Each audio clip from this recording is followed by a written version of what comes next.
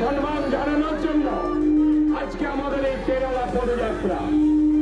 এই কেরালা পদযাত্রায় আমাদের উপস্থিত আছেন বিশিষ্ট সমাজসেবী দীপাঞ্জন গৌর মহাশয়, উপস্থিত আছেন আমাদের এখানের মন্ডলের তিনজন সভাপতি, আমাদের মাননীয় তন্ময়দা, উপস্থিত আছেন ওম সুনন্দা, উপস্থিত আছেন ভাই অঞ্জন, সাধারণ মানুষ যারা আজকে এই কেরালা যাত্রায় সামিল হয়েছেন, সুরেশ উপস্থিত আছেন, গোপালদা উপস্থিত আছেন, শরৎদা উপস্থিত আছেন।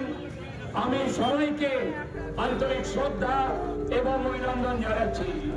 এবং আজকে যে দলমত নির্বিশেষে মানুষ আজকে এই কেরালা যাত্রায় যারা অংশগ্রহণ করেছেন এবং ভারতীয় সেনাদের যারা সম্মান জানালেন, আমি প্রত্যেককে আন্তরিক অভিনন্দন জানাচ্ছি।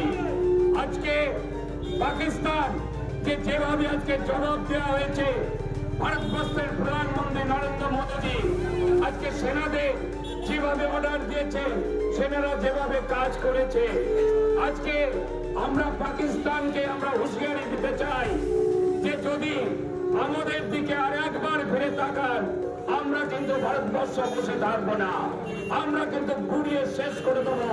তার কারণ আজকে 23 মিনিটের যে জবাব আপনারা পেয়েছেন, আগামী দিনে আরো বেশি জবাবের জন্য প্রস্তুত হন।